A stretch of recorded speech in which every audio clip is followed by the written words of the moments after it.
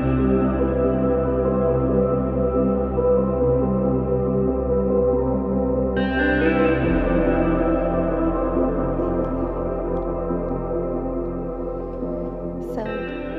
let's take a moment to elevate our thoughts and minds to the Creator, reminding ourselves that we are in a safe place and we are happy to be here. The topic today that she just read is about being humble, humility, and learning is a sign of humility. That every day we have the opportunity to learn. Things happen for a reason. And there is a reason for all of you to be here today, knowing that you're not alone, knowing that we have our spiritual guides with us, and every day is a blessing. We just have to see it, embrace the day, embrace the opportunity of being alive and make a difference in this world. So we ask the spiritual mentors of this center to bless each one of us and help me to inspire and share the topic of today. Thank you, so be it.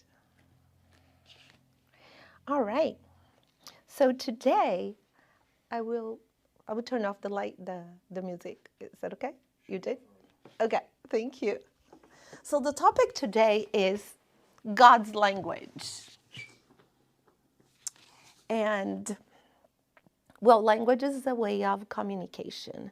So my goal here today with this topic is just to get you thinking a little bit based on what I read, some research, some of my experience, and just to get us thinking in this meeting, this open meeting, public meeting, that we are taking the time to nourish our souls. So the topic is God language. As I said, there are many ways that we communicate. There is visual communication, written communication, gesture. We communicate through my eye contact. My daughter and I, we are so good now. She is 26 years old. And we go out, we totally can communicate, tell what's going on just by like. And one thing that women have, right, really is, we just like, I look at me and I look at you. And we don't go, what? What is saying? No, we know. There is this thing that, okay, the blinking. And that's this great thing about us, that we can communicate in a variety of ways. And then I was thinking, what about God? What language does God use? How does he communicate with us? So if we could summarize, there is one language, the language of love. That's it. God's language is the language of love. But then we need to think, what do we understand about love? If we look at all the Greek, they have all different kinds of love. I wrote here I would just share a few arrows: the romantic love, the philia, the friendly love, the ludus, that's the flirtation, the crush love. And here's the one that we'll be talking about, the agape. Agape is that selfless, unconditional love. And that's the love that God has for us. Let's think about the love. It's interesting that for the Greek, they had all different kinds of words for love, but we have one love. But how do we know the difference? Is through through relationships, how we relate our actions. But let's talk more about love. How do you show love? What are different ways that people show love? There are all kinds of ways. How do you know that somebody loves you? What are the actions? What are the words? What does this person say? You know, dog, oh my gosh, it's unconditional love right there, right? If you have a dog and treat the dog well, That's what I miss when I used to have a dog. No matter what happened, I came back home from work, I opened the door, it was that happy. It felt the love, right? So I invite you to think about the love language. And Gary Chapman, he wrote a book, and you can find a lot of this on the internet, and a quiz that talks about the love language. What is your love language? Everybody has a different love language. It's the way that somebody will do something for you, and then you say, hey, this person loves me because she's doing this to me, for me. So Gary, he came up with 5. And this is just for us to start thinking about love. The first love language is the act of service. That means my love language is service. That means you will do something for me. Every time you do something for me, something that I love, that I care, then I feel loved. Think, is this your love language? Next, the physical touch. Some people need the physical touch. I did the quiz. This is my first one. I need all the time. It's like when my husband hold my hand. I'm sitting, watch TV, and it's just the simple thing, just going like this. So if somebody does this to me, I feel loved. Is this your love language? The other one is words of affirmation. That means for me to feel loved, I need to hear, I love you. You are important to me. You are amazing. When was the last time you heard these words? Well, I'm saying to you right now, I love you. You are amazing. You are here for a reason. You are good. You are important. And it feels good. And there are people that need to. I was just asking my daughter's stepdaughter. I said, what's your love language? Because they know they do this in school. It's words of affirmation. For a teenager, it's really important. You say, you're important to me. You are doing a great job. The next one is quality time. That was my second on my quiz. Quality time. I'll do anything to spend quality time with the people I love. Or just, can you spend time? Can we do for a happy hour? Can you sit down here? Can we watch a movie together? Can you do something? Quality time. Is this your love language? You want a person to spend time with you? And the last one is receiving gifts. When I did my test, I got 0% in that. Because this is the percentage. You want 40% of this, 20% of this, and was hoping for the gifts, and for me was 0. But you ask this for somebody that likes presents. If you love me, buy things. We are not judging what's right or what's wrong. But it was very interesting to see the love language. And that's why a lot of couples and relationships, even at work, with your children, with your spouse, with your friends, start paying attention to see what is the love language. Find out and talk about.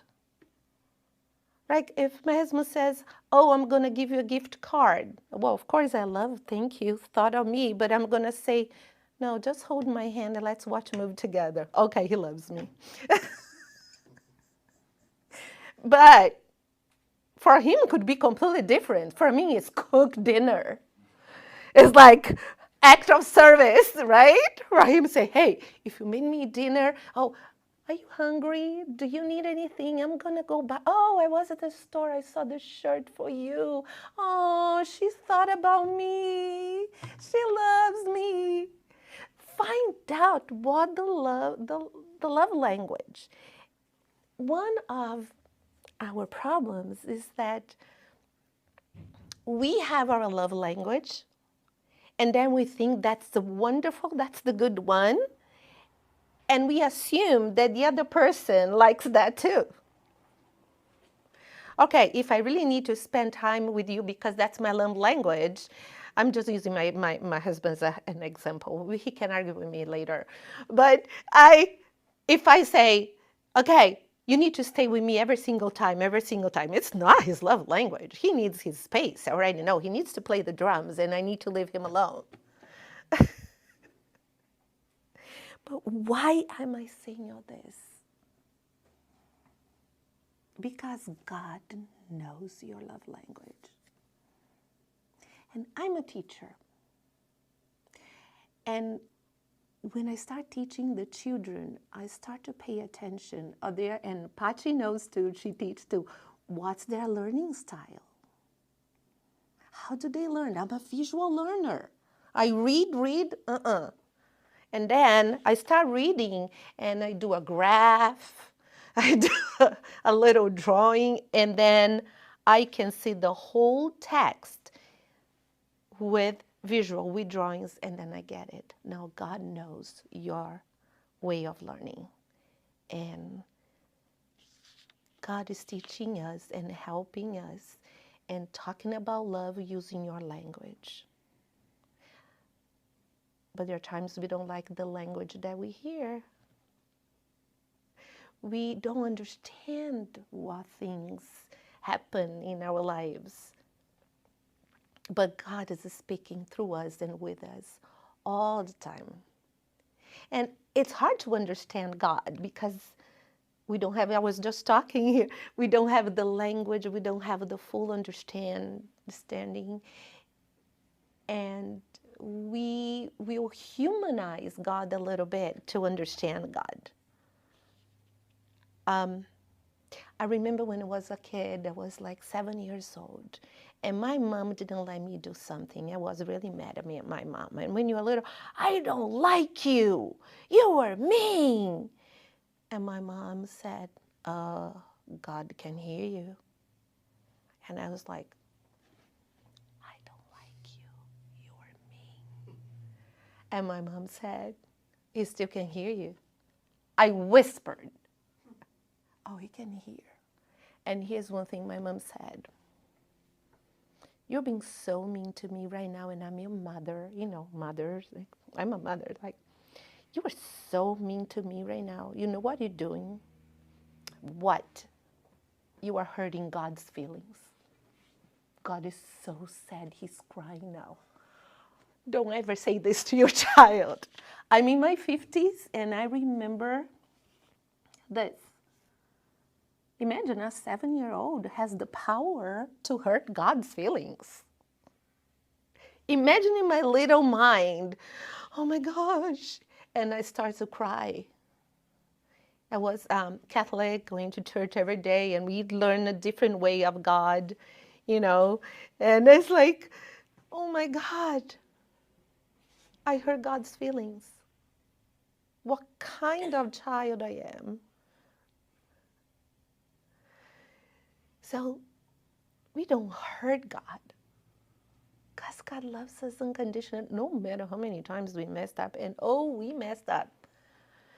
That's why we have several reincarnations. We are coming back over and over to get better, to get that love from God, to feel love and to love. So, God is always communicating with us. Do we hear? Today we are in a hurry.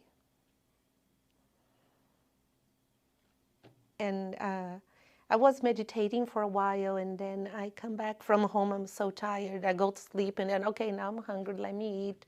And I don't make time to listen to God. And we have the spirits that are always telling us and trying to help us too. So, how does God talk to us? Number one, I have here, I was thinking 6 ways, and I'm sure there are all different ways. There is more. You can answer. You will tell me. If you think, that's how I feel God, that's when I know that God is talking to me, the creator, the divine creator, whatever you choose, whatever is your way of addressing this divine power. No judgment. Number one, he communicated with us through Jesus actions. He said, okay, this is the language of love. You want to know what it is to love? Here's this man, this spirit that will reincarnate and will show what it is, selfless love. Okay, that's how he communicates. And then later there is all the Gospels we can read. But again, the beauty of Spiritism is it helps us to understand the Gospels, not literal.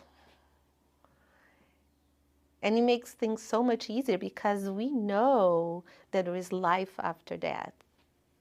We know that we are responsible for our actions. We understanding the reason behind pain and suffering.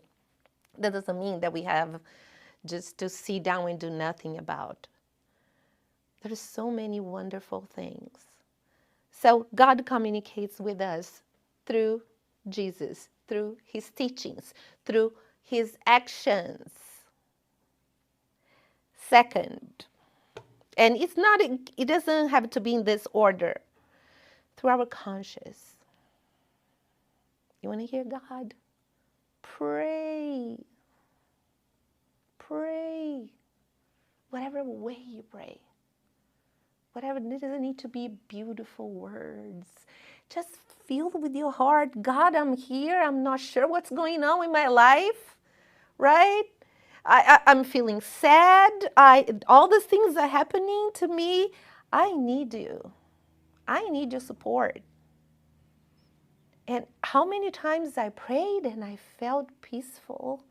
And then later, I had that epiphany like, okay, I have an idea what to do now. Because the spirits are there, your guardian angel, spiritual guide, whatever you believe is there. That's another way that God talks to us. This one, he talks to us through challenges.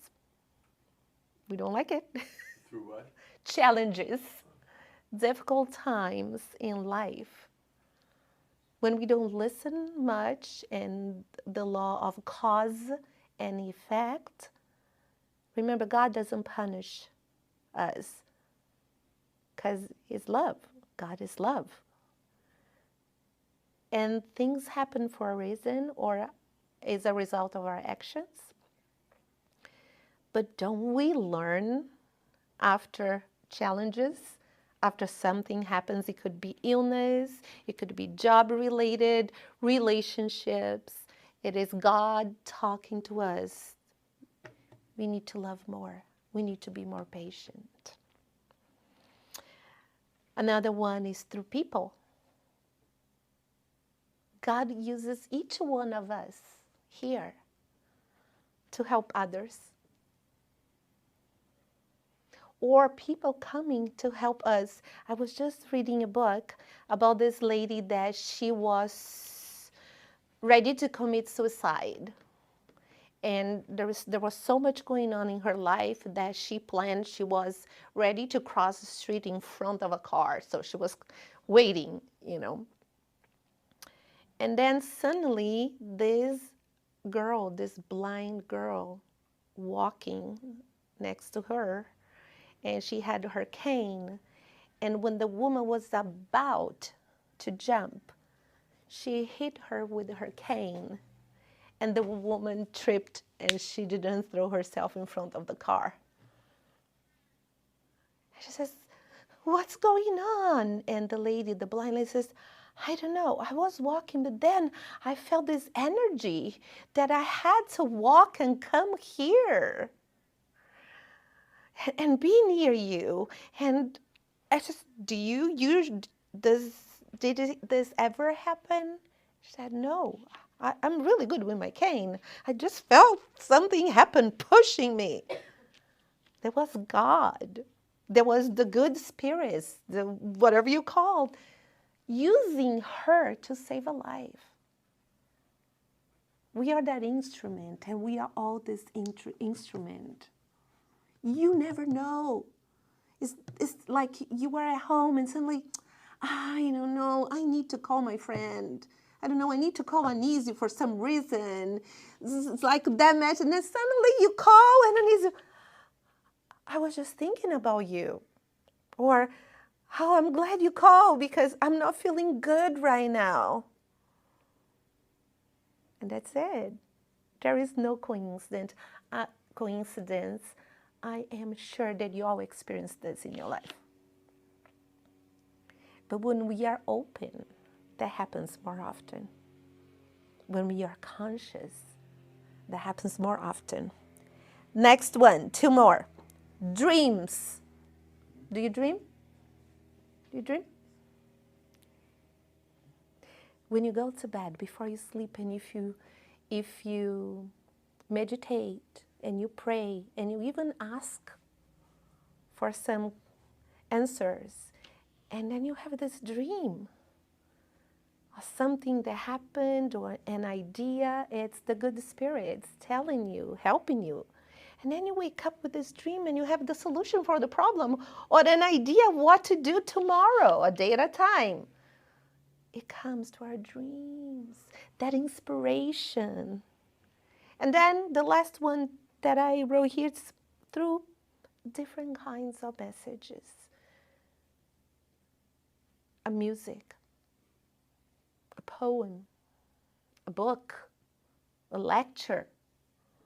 Somebody's passing by, suddenly you hear something. I've been watching, my husband, again, you keep watching SWAT every day. But he said there in the show, something bad happened. And his captain said, yes, something happened. And we are thinking about the negative things. But it's time to celebrate how many lives we saved. All the good things. So it's so easy for me. Oh, I messed up. Look, this is bad. But let's celebrate the good things. How many things we have accomplished. What wonderful people we are. Let's celebrate that. So, God is talking. Let's make time to listen. When we pray, be in the silence for a little bit. Take time every day to connect to your higher power, to the Creator, to the Father. Take time to listen. And that's my invitation today. To consciously take the time to listen to God communicating with us. Because the messages are all there. The signs is every day. The moment we wake up, it's right there. Bling, bling, bling, bling. And what do we do as soon as we wake up? Cell phone, Facebook, Instagram, what's going on in the world. Wouldn't it be wonderful? Suggestion, if this is not the first thing we do as we wake up, put the phone down. Guilty? Guilty, I do too. I'm here. What is it for me to do today? What do you want from me? God, use me. Let me be that instrument. And be open, because the spirits, your guardian angel, your mentor, is ready to communicate with you. So are you ready to listen more this week? And feel the presence of the Creator within you? All right. So let's hear it. Okay? Open our ears and our hearts. Because you are amazing. You are powerful. You are God's light in the world. Use this light and don't let it hide under the bushel. Right? So thank you. Good night.